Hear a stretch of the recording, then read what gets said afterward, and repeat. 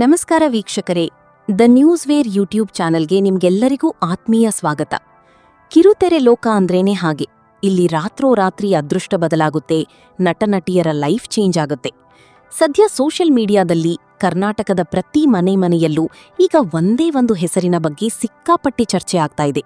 ಹೌದು, ಕಲರ್ಸ್ ಕನ್ನಡ ವಾಹಿನಿಯ ಅತ್ಯಂತ ಜನಪ್ರಿಯ ಧಾರಾವಾಹಿ ಶ್ರೀಗಂಧದ ಗುಡಿಯ ಹೊಸ ನಾಯಕಿ ಚಂದನಾ ಪಾತ್ರದ ಮೂಲಕ ಇಡೀ ಕರ್ನಾಟಕದ ಜನರ ಮನಸ್ಸು ಗೆದ್ದಿರೋ ಆ ನಟಿ ಬೇರೆ ಯಾರೂ ಅಲ್ಲ, ಅವರೇ ಸ್ನೇಹಾ ಮಂಜುನಾಥ್.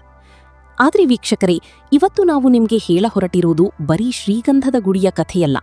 ಈ ಸ್ನೇಹಾ ಮಂಜುನಾಥ್ ಯಾರು, ಇವರ ಹಿನ್ನೆಲೆ ಏನು, ಇಷ್ಟು ದೊಡ್ಡ ಮಟ್ಟದ ಯಶಸ್ಸು ಸಿಗುವುದಕ್ಕಿಂತ ಮುಂಚೆ ಇವರು ಪಟ್ಟ ಕಷ್ಟಗಳೇನು, ಅಷ್ಟಕ್ಕೂ ಇವರು ನಟಿಯಾಗುವುದಕ್ಕಿಂತ ಮುಂಚೆ ಮಾಧ್ಯಮ ಲೋಕದಲ್ಲೇ ಕೆಲಸ ಮಾಡ್ತಿದ್ರು ಅನ್ನೋ ಶಾಕಿಂಗ್ ಸತ್ಯ ನಿಮ್ಗೆ ಗೊತ್ತಾ?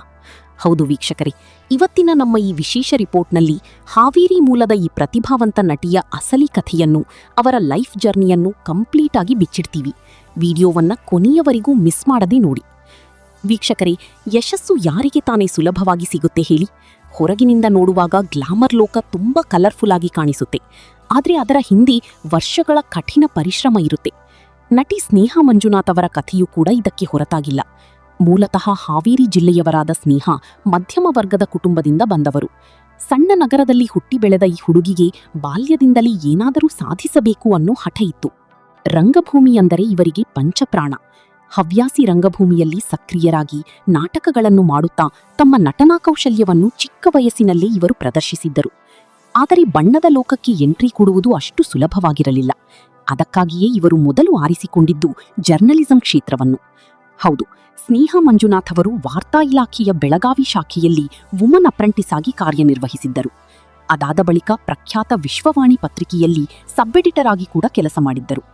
ಇಷ್ಟೇ ಅಲ್ಲದೆ ನ್ಯೂಸ್ ಫಸ್ಟ್ ವಾಹಿನಿಯಲ್ಲಿ ಕಿರುತೆರೆಗೆ ಸಂಬಂಧಪಟ್ಟ ಮನಿ ಮೀನಾಕ್ಷಿ ಕಾರ್ಯಕ್ರಮದ ಪ್ರೋಗ್ರಾಂ ಪ್ರೊಡ್ಯೂಸರ್ ಮತ್ತು ರಿಪೋರ್ಟರ್ ಆಗಿ ದೊಡ್ಡ ದೊಡ್ಡ ಸೆಲೆಬ್ರಿಟಿಗಳನ್ನು ಇಂಟರ್ವ್ಯೂ ಮಾಡ್ತಿದ್ದರು. ಅಂದರೆ ಇವತ್ತು ಯಾರನ್ನು ಕ್ಯಾಮರಾ ಮುಂದೆ ನೋಡಿ ಜನ ಜೈಕಾರ ಹಾಕ್ತಿದ್ದಾರೋ ಅವರು ಒಂದು ಕಾಲದಲ್ಲಿ ನಿಮ್ಮ ಹಾಗೆ ನಮ್ಮ ಹಾಗೆ ಮೈಕ್ ಹಿಡಿದು ನ್ಯೂಸ್ ಮಾಡ್ತಾ ಇದ್ರು. ವರದಿಗಾರ್ತಿಯಾಗಿ ಕೆಲಸ ಮಾಡುತ್ತಿದ್ದರೂ ಸ್ನೇಹಾ ಮನಸ್ಸಿನಲ್ಲಿದ್ದ ನಟನೆಯ ಹಸಿವು ಮಾತ್ರ ಹಾಗೇ ಇತ್ತು. ಕ್ಯಾಮರಾ ಹಿಂದೆ ನಿಲ್ಲುವುದಕ್ಕಿಂತ ಕ್ಯಾಮರಾ ಮುಂದೆ ನಿಂತು ನಟಿಸಬೇಕು ಎನ್ನುವ ಹಂಬಲ ಅವರನ್ನು ಸುಮ್ಮನೆ ಕೂರಲು ಬಿಡಲಿಲ್ಲ.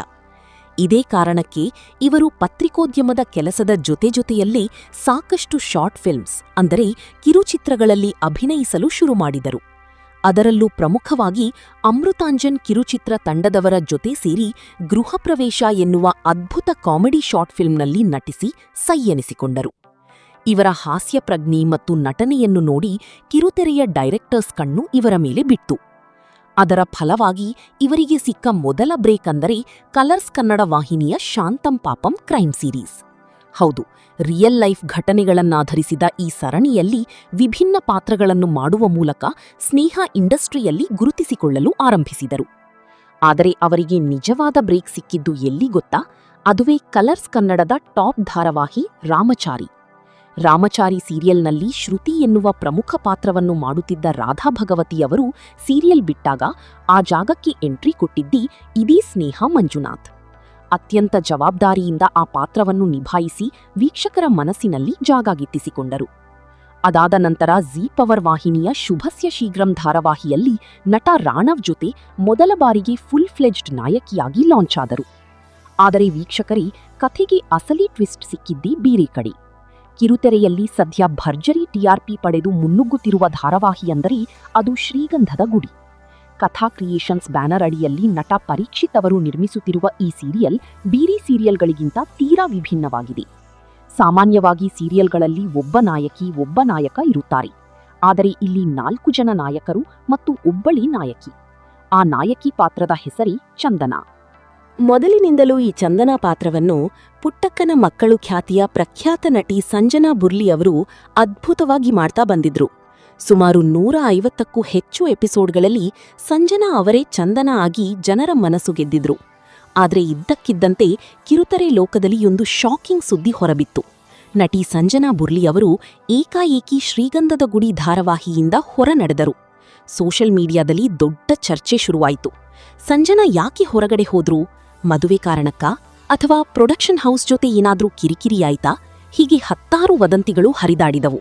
ಇಂತಹ ಕನ್ಫ್ಯೂಷನ್ ಮತ್ತು ರಿಸ್ಕ್ ಇದ್ದ ಸಮಯದಲ್ಲಿ ಇಡೀ ಧಾರಾವಾಹಿಯ ಜವಾಬ್ದಾರಿಯನ್ನು ಹೆಗಲಿಗೆ ಹೊತ್ತುಕೊಂಡು ಚಂದನಾ ಪಾತ್ರಕ್ಕೆ ಹೊಸ ಹೀರೋಯಿನ್ ಆಗಿ ಎಂಟ್ರಿ ಕೊಟ್ಟಿದ್ದೇ ನಟಿ ಸ್ನೇಹಾ ಮಂಜುನಾಥ್.